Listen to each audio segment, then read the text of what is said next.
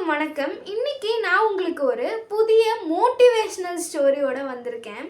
நம்ம மற்றவங்களுக்கு ஹெல்ப் பண்ணுறது எவ்வளோ ஒரு முக்கியமான விஷயம் அப்படின்றத ஒரு பழைய தமிழ் கதையை வச்சு நான் உங்களுக்கு சொல்ல போகிறேன். ஒரு பெரிய சாம்ராஜ்யம் இருக்குது. அதை ஒரு மன்னர் ஆண்டு வர்றாரு. அந்த மன்னருக்கு ஒரு மனைவி இருக்காங்க. அவங்களுக்கு ரொம்ப பக்தி அதிகம். அவங்க ஒரு முனிவரை எப்பவுமே போய் வழிபட்டுட்டு வருவாங்க. ஒரு நாள் அந்த முனிவர் என்ன சொல்றாருன்னா, என்கிட்ட பயிற்சி எடுக்க ஒரு சிஷ்யன் வந்திருக்கான். நீ என்ன பண்ண, அவனை கூட்டிட்டு போயிட்டு உன்னுடைய ராஜ்யத்துல ஒரு வேலையை கொடு. அந்த வேலையை அவன் ஒழுங்கா செய்யறானான்னு பாரு. ஒரு வருஷம் கழிச்சு அவனுக்கு திருப்பியும் என்கிட்ட பயிற்சி எடுக்கணும்னு ஆசை இருந்தா அவனை என்கிட்ட கூட்டிட்டு வா, நான் பயிற்சி கொடுக்குறேன் அப்படின்னு சொல்றாரு. அதுக்கு அந்த ராணி இவர் மேல ரொம்ப நம்பிக்கை இருக்கிறதுனால அந்த சிஷ்யனை அந்த ராஜ்யத்துக்கு கூட்டிட்டு போறாங்க.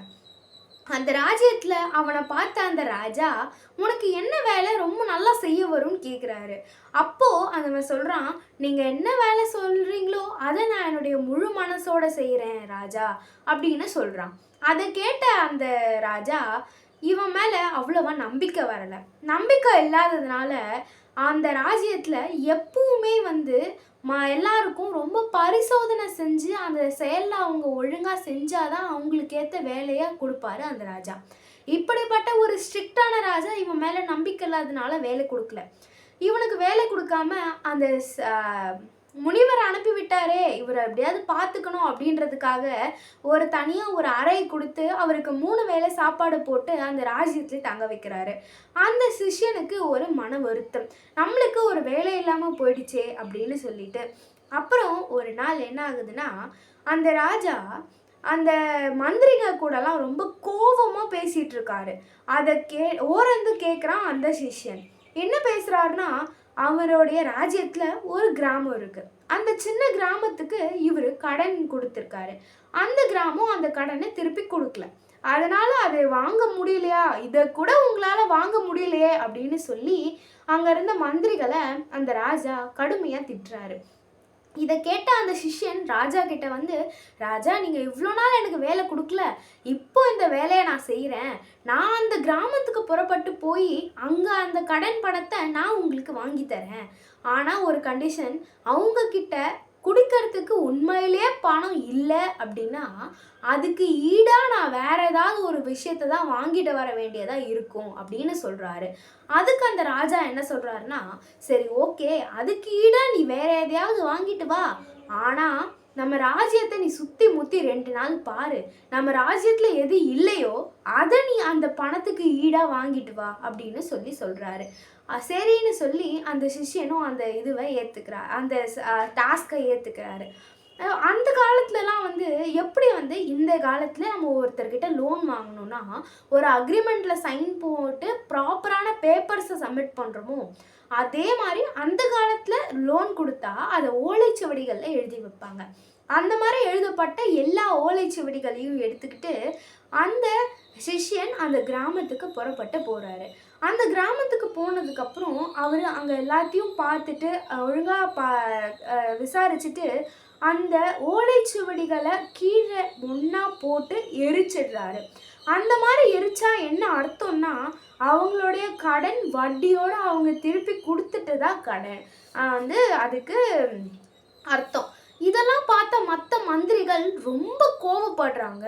அப்புறம் அந்த சிஷ்யன் அந்த ஊர் மக்களை ஒன்று கூடி என்ன சொல்கிறாருன்னா, நீங்கள் இந்த பணத்தை திருப்பி தர தேவையில்லை, இது எங்கள் ராஜா உங்களுக்கு தர்மமாக செய்கிறாரு, இதை நீங்கள் திருப்பி தர வேணாம், ஆனால் நீங்கள் எங்களுடைய ராஜாவை பற்றி எப்பவுமே நல்ல வார்த்தைகளை மற்றவங்க கிட்ட பேசுங்க அப்படின்னு சொல்லிட்டு அந்த சிஷ்யன் திருப்பி ராஜ்யத்துக்கு வந்துடுறான். அந்த மந்திரிகள்லாம் நடந்ததை ராஜா கிட்ட சொன்ன உடனே ராஜாவுக்கு ரொம்ப கோபம் வந்துடுது. அதுக்கப்புறம் அந்த சிஷ்யன் என்ன சொல்கிறான்னா, ராஜா, நீங்கள் பண்ண தர்மத்துக்கு உங்களுக்கு ஒரு நாள் கண்டிப்பாக பலன் கிடைக்கும்னு சொல்கிறான். ஆனால் அந்த ராஜாவுக்கு இதில் நம்பிக்கை இல்லாததுனால அவனை அந்த ராஜ்யத்தை விட்டு வெளியே அனுப்பிடுறான். ரொம்ப நாள் கழிச்சு அந்த ராஜாக்கும் அந்த ராஜாவுடைய ராஜ்யத்தில் இருக்கக்கூடிய படை வீரர்களுக்கும் ஒரு கடுமையான நோய் வருது. அந்த நோயோட பேர் கூட இவங்களுக்கு தெரியலை.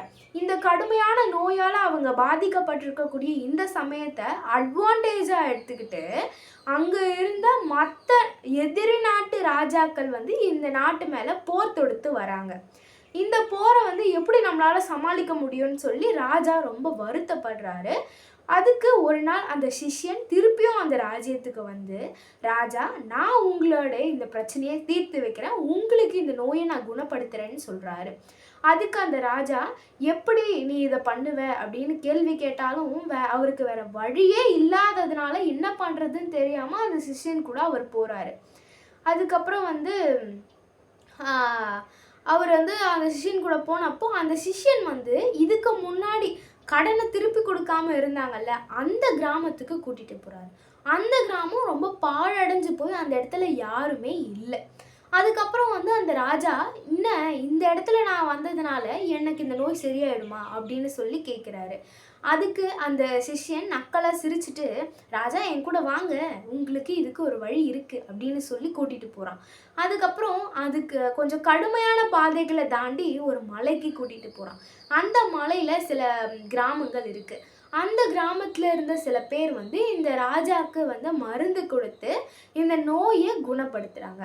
இந்த நோயை குணப்படுத்தினதுக்கப்புறம் இந்த ராஜா கையெடுத்து கும்பிட்டு அந்த ஊர் தலைவர்கிட்ட ரொம்ப நன்றி ஐயா அப்படின்னு சொன்ன போது அந்த மக்கள் என்ன சொல்கிறாங்கன்னா, நாங்கள் இது உங்களுக்கு கடமைப்பட்டிருக்கோம், நீங்கள் எதுக்கு இதுக்கு போய் நன்றி சொல்கிறீங்கன்னு கேட்குறாங்க.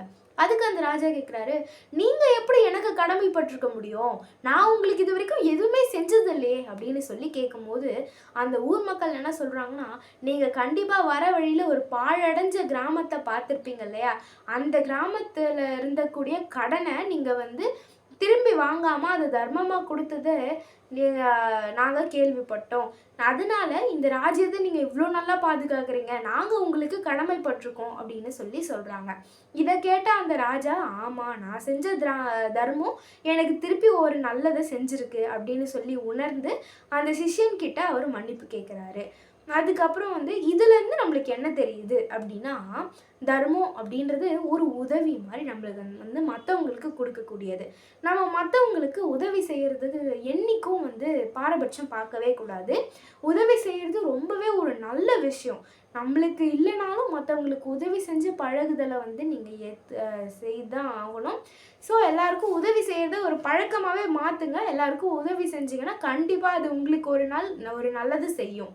ஸோ நன்றி, வணக்கம். இன்றைக்கி வீடியோவில் உங்களுக்கு நான் ஒரு நல்ல விஷயத்த சொல்லியிருப்பேன் நான் நம்புகிறேன். பாய். என்னோடய சேனலுக்கு லைக் பண்ணுங்கள், ஷேர் பண்ணுங்கள், கமெண்ட் பண்ணுங்கள், சப்ஸ்கிரைப் பண்ணுங்கள்.